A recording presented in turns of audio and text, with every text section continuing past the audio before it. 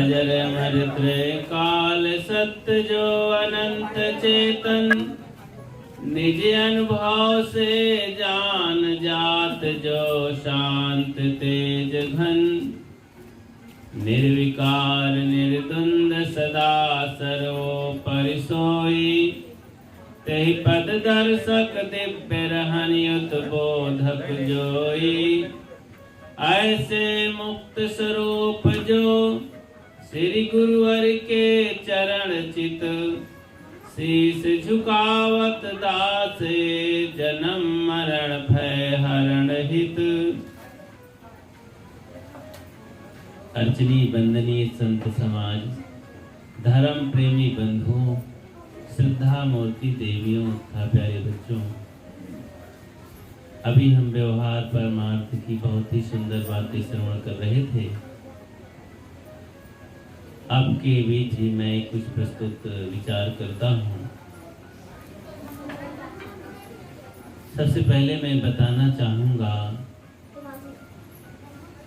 कि गुरुजनों और संतों का क्या महत्व है और इस मानव जीवन में जो सुंदर अवसर मिला उसमें क्या करना चाहिए।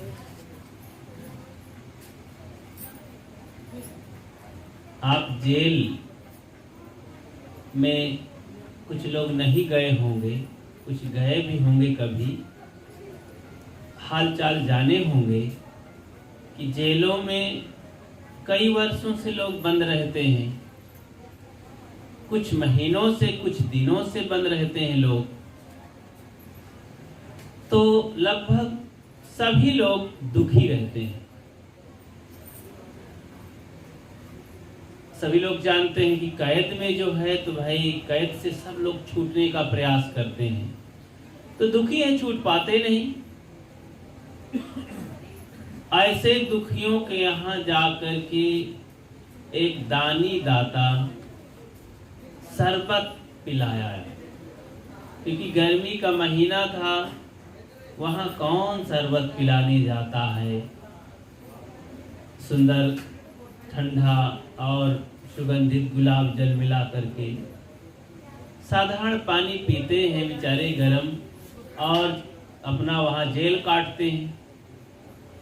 दूसरा एक कुछ दिन में एक दानी और तैयार हुआ, उसे दिखाई दिया कि यही जेल में ज्यादा दुखी हैं, तो इनको पेट भर भोजन बढ़िया नहीं मिलता होगा, तो चलो हम भोजन कराते हैं। गाड़ी में भोजन लोड किया और गया वहाँ, सैकड़ों आदमियों को भोजन कराया, बढ़िया स्वादिष्ट व्यंजन। अच्छा, जो शरबत पिए थे उन्होंने भी धन्यवाद दिया कि वाह, धन्यवाद हो इस दाता को, इन्होंने बहुत दिनों बाद आज ठंडा शरबत मिला। भोजन कराने वाले के लिए भी लोग धन्यवाद दिए कि आज बहुत दिनों में ऐसा पौष्टिक भोजन मिला, भरपेट भोजन किया गया, उसे लोग ज्यादा धन्यवाद दिए। एक आदमी और पहुंचा, एक ट्रक कंबल लेकर के, कंबल ठंडी का दिन आया था, और बांट दिया कि वहां खटमल वाला कीड़े मकोड़े गंदे कपड़े ओढ़ते हैं जेल में, चलो साफ सुथरा कंबल बांटा, ठंडी का दिन है। लोग कंबल पा करके 4 महीना शुक्रिया अदा किए, धन्यवाद कहे, आभार माने कि धन्यवाद ऐसे दाता को। ये 3 तरह के दाता मैंने बताया, दानी, शरबत, भोजन और कपड़ा कंबल बांट दिए। एक और बताता हूँ। एक आदमी ऐसा गया, हाथ में छोटा सा एक लोहे का टुकड़ा लिया और गया, गेट में एक ताला, उसे खोला और गेट को फैला दिया, फाटक को, और हर बैरक में जा करके कहा कि सब लोग मुक्त हो गए हो, जाओ अपने बाल बच्चों में चले जाओ, मिलो जुलो, घर चले जाओ, सब मुक्त हो गए। वह केवल मुंह से बोल आया दरवाजे दरवाजे बैरक में जहां लोग बंद थे, तो दरवाजा खोले और चले गए। अब विचार करना, इन 4 प्रकार के दानियों में सबसे बड़ा दानी कौन हुआ? शरबत पिलाने वाला, कि भोजन देने वाला, कि कपड़ा देने वाला, कि जिसने कुछ नहीं दिया, केवल जुबान से कह दिया ना, वचन दिया। आप लोग क्या बताएंगे हमें? कुछ उत्तर देंगे? कौन बड़ा दानी हुआ? क्यों बच्चा? उसने तो कुछ नहीं दिया ना। उनके पेट में गया क्या? कुछ नहीं, मुक्ति दिया, मुक्ति का जतन बताया। जिस कारण से, जैसे भोजन देने वाला रोज भोजन देता, लेकिन मुक्त तो ना होते ना। कितने भी कम्बल की सुविधा दे देते, लेकिन था तो जेल ही ना। कितना बढ़िया स्वादिष्ट शरबत पिला देते, लेकिन पेट तो ठंडा होता, लेकिन उनका जी तो जलता रहता, दिमाग तो गर्म ही रहता। हमारे बाल बच्चे पत्नी वहां तड़पते होंगे, घर पर क्या कैसे हालत होगा। तो बंधुओं, संतों गुरुजनों से हमें यही, भोजन नहीं मिलता, कंबल नहीं मिलते, पैसा नहीं मिलता, हमारा काम नहीं होता व्यवहारिक, लेकिन उनसे हमें मुक्ति का रास्ता मिलता है। वचन द्वारा ऐसी युक्ति देते हैं, चल करके एक अनुभव हमें सुनाते बताते हैं कि ऐ बंधुओं, मैंने इस रास्ते पर चल करके मुक्ति पाई है, दुखों को मैंने छुड़ाया है, दुखों से बच पाया है। आप सब लोग भी इस मार्ग पर चलो और मुक्त हो जाओ। ये जेल है संसार, ये शरीर जेल है। इन जेल से, कैद से हमें बचना है, तभी तो दुख मान रहे हैं। जब तक ये शरीर है, संसार में हम तड़प रहे हैं, दुख ही तो है। निर्धनिक कछु धन चाहे धनिक, चाहे विशेष विशेषों विशेष, चाहे होवन चाहे नरेश। तन धर सुखिया काहू न देखा, जो देखा सो दुखिया। उदय अस्त की बात कहत हूँ, सबका किया विवेका। बाटे बाटे सब कोई दुखिया, क्या गिरही बैरागी। सुखाचार दुख ही के कारण, गर्भ माया त्यागी। बहुत दुख है संसार में। अच्छा, ये दुख मिटाने के लिए क्या हमारे भारत के कुछ हिंदू लोग चाहते हैं, मुसलमान नहीं चाहते हैं? सब चाहते हैं। ईसाई नहीं चाहते हैं, सब चाहते हैं। इसमें मिलन है कि, मिलन बिंदु है कि नहीं है? सारे संसार के मनुष्य चाहते हैं कि हम दुखों से छुट्टी पाएं। तो सबको गुरु संतों की जरूरत है ना। ऐसा कोई जतन, कोई युक्ति, कोई मार्ग बताए और हम उस पर चल करके मुक्ति पाएं। जो जीता जागता हो, केवल जुबान ही से नहीं, वो करके दिखाता हो, उसका जीवन बोलता हो। और हम ऐसा कर सकते हैं। मनुष्य प्राणी कर सकता है, पशु नहीं कर सकते हैं। पशुओं को कितना उपदेश दिया जाए, वो अपने जेल से नहीं छूट सकते हैं। अच्छा, जेल में जा भी नहीं सकते हैं, वो है ही जेल में, और बड़ा कोई जेल नहीं बना सकते हैं। उनमें न पावर है जेल से छूटने का, और न कोई कर्म है जेल में पहुंचने का। इसी मानव जीवन जंक्शन में सब तरफ गाड़ी बदलने का साधन है। यहाँ पंथ नगर है ये मानव जीवन। पंथ नगर में क्या होता है? बीज बनाए जाते हैं, छोटे बड़े, अच्छे बुरे, हाई बेट और क्या कैसे कैसे सब। तो मानव जीवन में हम जैसे कर्म करते हैं, इसी में भगवान और शैतान और दानव और राक्षस और देवी देवता सब बनने के साधन हैं।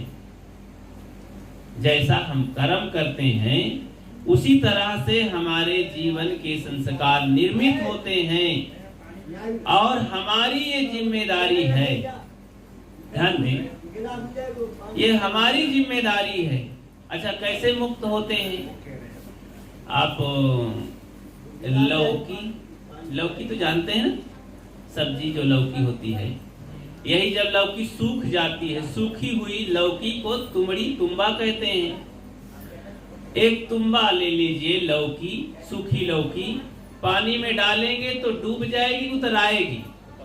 ये माताएं भी समझती है ना। तुम्बा लौकी सूखी उतर आएगी कि डूब जाएगी? उतर आएगी, लेकिन अब हम उसको डुबाएंगे। कैसे? हम एक मिट्टी का लेप उस पर चढ़ाए और एक कपड़ा लपेट दिए, गांठ नहीं लगाए, लपेट दिए कपड़ा, फिर एक मट्टी का परत चढ़ाए और फिर कपड़ा लपेट दिए। ऐसे करते करते हम 10 परत चढ़ा दिए लौकी में, और लगभग 1-1 किलो मिट्टी हम लपेटते गए तो 10 किलो हो गई। लौकी के तुम्बे में 10 किलो मिट्टी लपट गई, कपड़े लपट गए। अब पानी में डालेंगे तो उतर आएगी, तैरेगी कि डूब जाएगी? डूब जाएगी। अब 10 फीट गहरा है वो तालाब, 10 फीट गहरा है। अब वो डूब करके कहाँ जाएगी? वो निचले हिस्से में लौकी रख जाएगी। थोड़ी देर इंतजार करेंगे तो अब एक परत कपड़ा ढीला हो जाएगा, मिट्टी घुलना आरंभ होगी, मिट्टी 1 किलो निकल जाएगी, लौकी 1 फीट ऊपर आएगी। ऐसे करते करते 2, 3, 4, 5, 10 फीट के ऊपर कब आई? जब सारी मिट्टियां 10 परत मिट्टी क्रमशः हट गई, छट गई, धुल गई, तो लौकी फिर वैसे पहले लौकी उतराती थी और अब फिर उतराने लगी। इसी तरह ये मानव प्राणी है, कर्म करके इतना बोझा विषयों का लाद लिया, इतना कीचड़ लाद लिया, इतना परत चढ़ा लिया कि यही राक्षस बन गया, दानव बन गया, जानवर बन गया, शैतान बन गया। और यही मनुष्य जब गुरजनों के हाथ में पड़ा तो धुलाई चालू होने लगी, सफाई चालू होने लगी, तो धीरे धीरे धीरे धीरे वही आदमी साफ सुथरा होकर के भगवान बन गया। आप रत्नाकर डाकू का तो नाम सुने होंगे। वाल्मीकि महाराज कैसे बने ब्रह्म ऋषि? जब गुरजनों के हाथ में पड़े, शब्दों के थपेड़े उनके ऊपर लगे, उनकी धुलाई सफाई होने लगी, तो वे कैसे उल्टा हो गए। पहले बदमाशी करते थे, गलत कर्म करते थे, अब उसे छोड़ करके अब सही कर्म करने लगे। उसी को कहते उल्टा नाम जपत जग जाना, वाल्मीकि भय ब्रह्म समाना। तो उल्टा नाम का मतलब होता है पहले वे कुकर्म करते थे, गलत कर्म करते थे, अब सही कर्म करने लगे, अब दया धर्म का पालन करने लगे, शील विचार का पालन करने लगे। रत्न और एक अंगुलीमाल का नाम सुने होंगे ना। अंगुलीमाल भी एक बहुत बड़ा खूंखार आदमी, 999 आदमियों को मार डाला था और सबको मार करके उनकी अंगुलियों को काट करके माला बना के पहन रखा था। इतना बड़ा खूंखार आदमी, और पूरा राजवंश डर गया था, जंगल में हाहाकार मचा दिया था।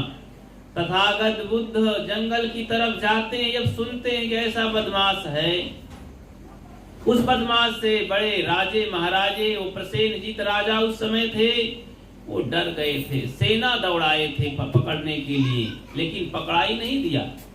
तथागत सुने तो उनसे रहा नहीं गया। ये तो बहुत बड़ा दुख बनाए हुए है आदमी। चलो हम चलते हैं। जंगल में जाते हैं तो अंगुलीमाल की दहाड़ सुनाई देती है, रुक जाओ। तथागत बुद्ध रुकते नहीं हैं, दौड़ करके सामने वो आ जाता है बदमाश। अंगुलीमाल अपना जो औजार था फरसा उनके गर्दन पर रख देता है कि मेरी आवाज सुनते नहीं हो, रुकते नहीं हो, कहते हो हाँ रुक रहा हूं, रुकते नहीं हो। अंगुलीमाल ललकारता है कि अब तुम्हें मैं छोड़ूंगा नहीं। तथागत कहते हैं कि अभी थोड़ा सा रुक जाओ। मेरी कुछ बातें हैं उसको पूरा कर दो, काम है कुछ।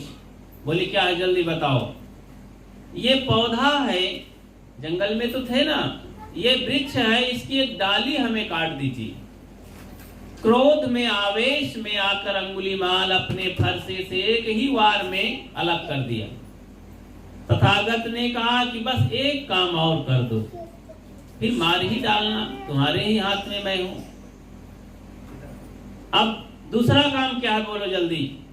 बोले इसको जैसे पहले जोड़ी थी उसी तरह जोड़ दीजिए। अंगुलीमाल ने कहा ये नहीं हो सकता है। बस चिंतन चालू हुआ उसी से। तथागत ने कहा जब जोड़ नहीं सकते हो तो काटने ही का अधिकार कहां से प्राप्त किए? तुम किसी मनुष्य को जिंदा नहीं कर सकते हो, बना नहीं सकते हो, एक प्राणी तो मारने का क्या अधिकार है तुम्हारा? अरे अंगुलीमाल, तुमने बहुत दुख भोगा, बहुत दुख बनाया, अब बंद करो ये सब काम।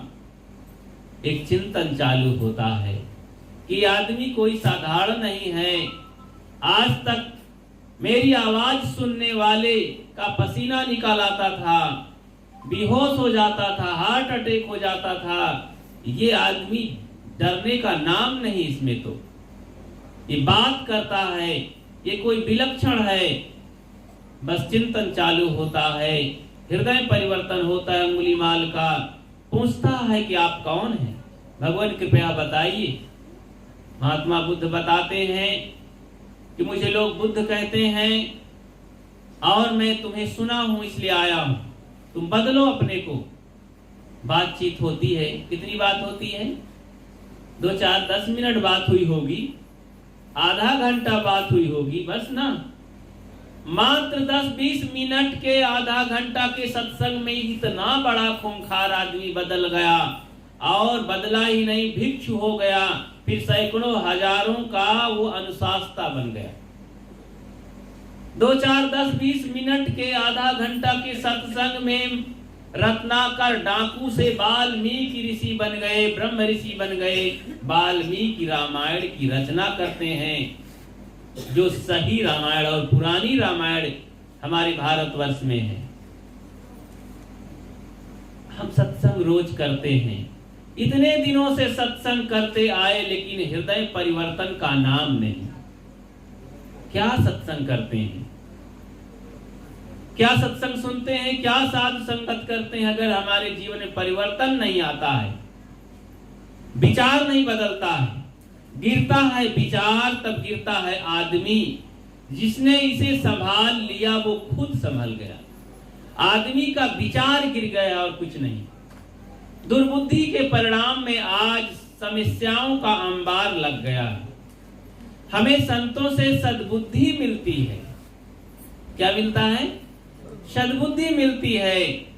और सद्बुद्धि मिल गई तो फिर क्या बाकी रह जाता है? जब सद्बुद्धि ही मिल गई, एक बहू थी, ससुराल गई, उसके क्रियाकलाप, सत्संगी घर की बेटी थी, अच्छे माँ बाप की लड़की थी, उसके अंदर बहुत सारे सद्गुण संस्कार थे, तो ससुराल गई तो उसका उपयोग करने लगी उन गुणों का।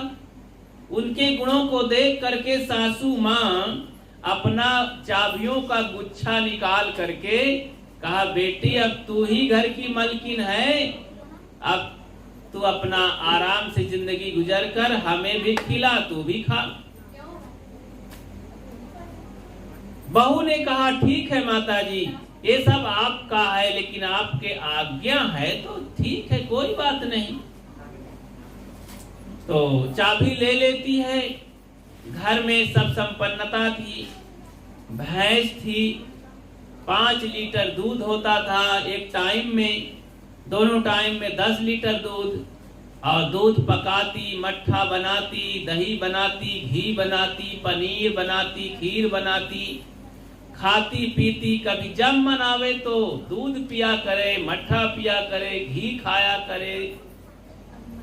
तो एक दिन बूढ़ी माता को रहा नहीं गया, थोड़ा सा अपने बड़प्पन और मालकियत का अहम जगा कि मैं जिंदा हूं, मेरी ही गृहस्थी बनाई हुई है, और ये बहू अपने मन से कोई आज्ञा भी नहीं लेती है, सब हाथ मारती है, घी दूध दही सब खाती है। देखो ये अहंकार का बड़ा झगड़ा है। अरे तुम बैठे बैठे आनंद से खाओ पियो, उसी का घर है, चाहे जौन करे, काहे हिंसा कर रही हो भाई। लेकिन बुढ़िया को चिंता, मैं मलकिन हूं, मुझे पूछ लिया करे, आज्ञा से सब काम करे। ये बड़कपन, ये अहम का ही झगड़ा है संसार में। तो डायरेक्ट तो ना कह सकी अपनी बहू से, क्योंकि बहू में बहुत गुण था, सज्जनता थी। तो ऐसे आदमी को कैसे कहे कि भाई तुम गलत कर रही हो।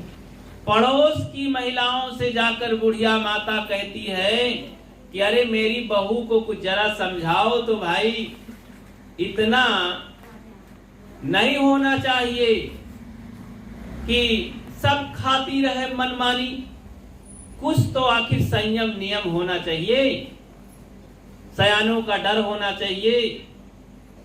तो पड़ोस की माताओं ने जाकर के बड़े प्रेम से कहा कि अरे बहू, तुम्हारे जैसे बहू इस गांव में किसी को नहीं मिली, कोई नहीं है, बड़े भाग्य से ऐसी बहू को प्राप्त किया जाता है। वो घर बहुत स्वर्ग है जिस घर में ऐसी बहू आती है।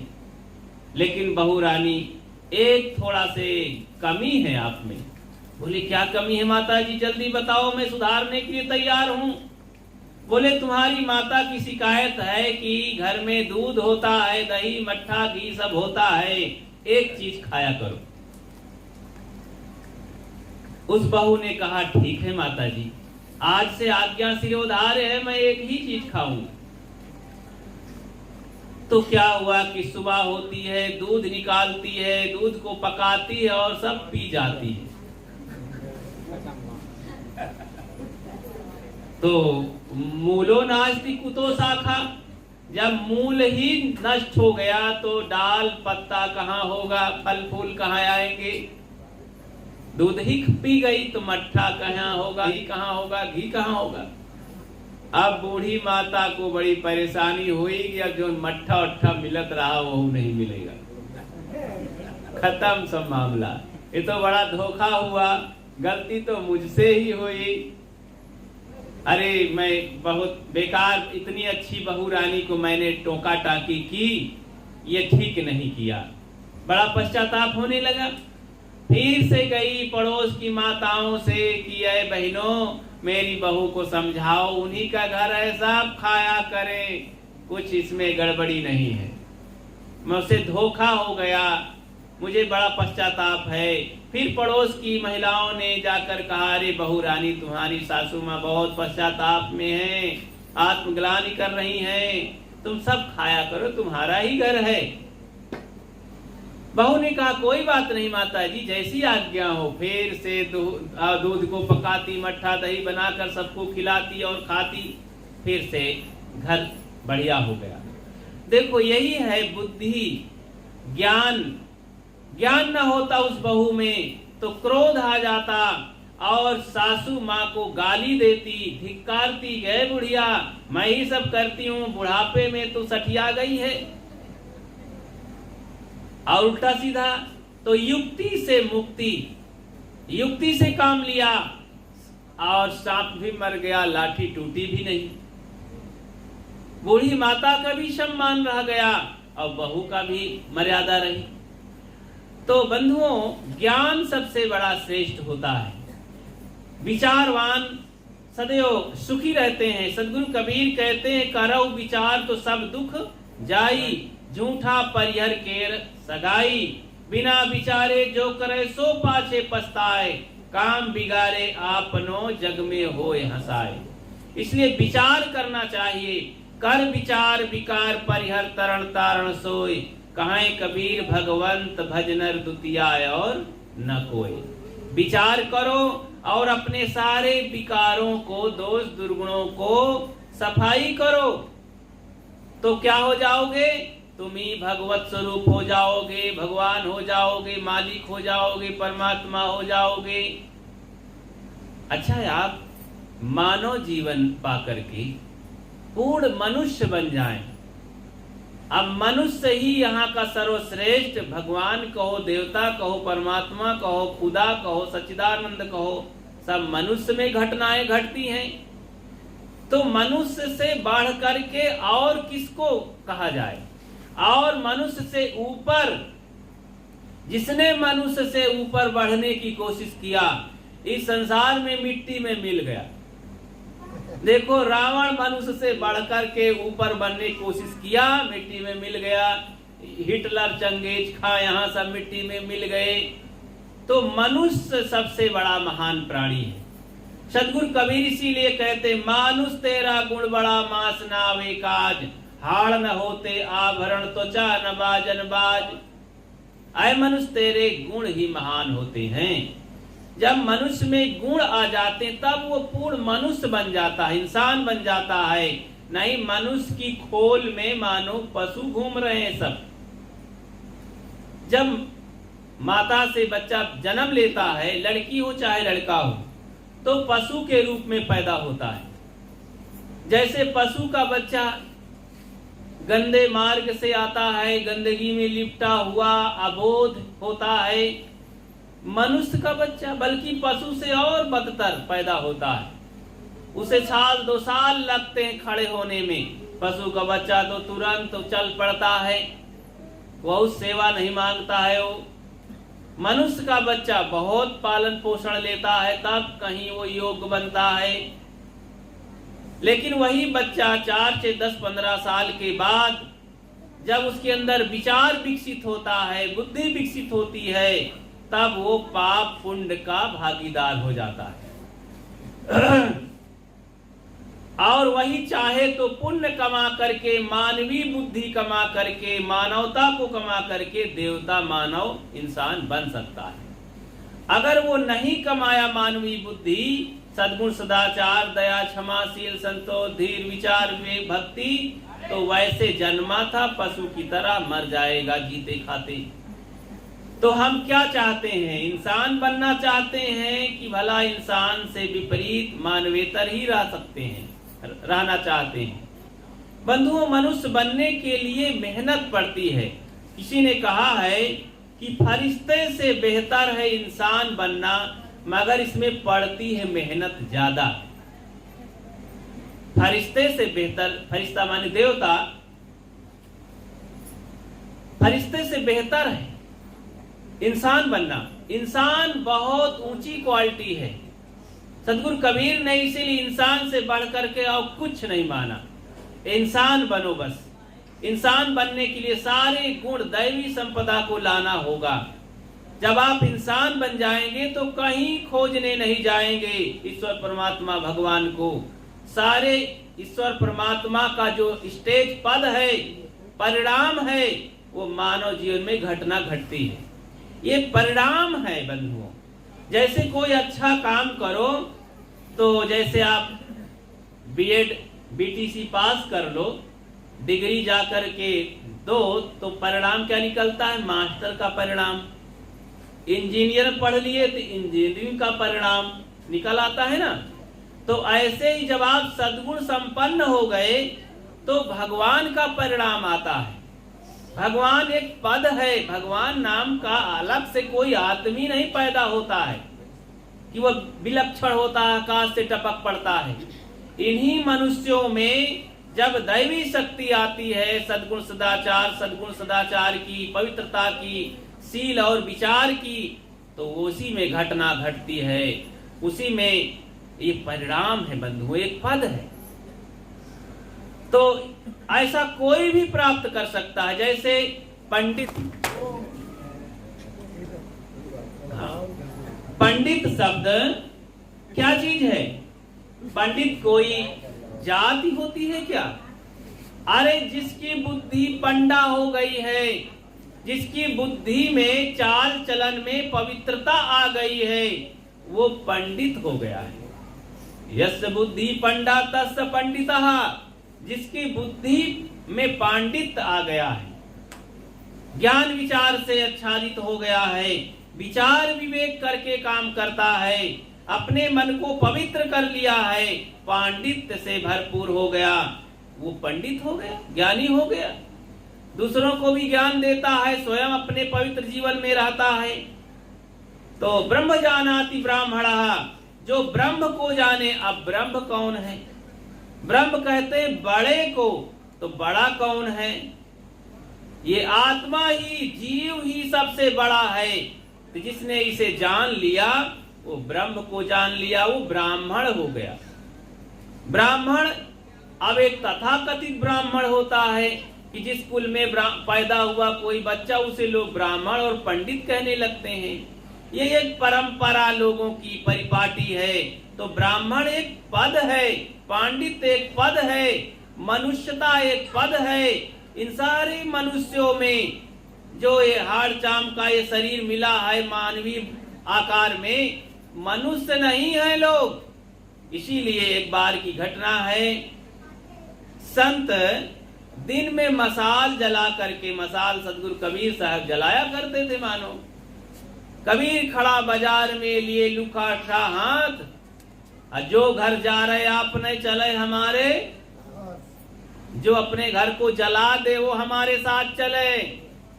अब इस बात तो विचित्र है ना, उनकी बात सब विचित्र होती है। कबीर की बात अटपट लखी न जाए झटपट, अब जो लखे झटपट तो सब मिट जावे खटपट। तो जीवन के जो खटपट है, समस्या है, झंझट है, वो सब मिट जाता है अगर कबीर की बात को बूझ है, आचरण करे तो।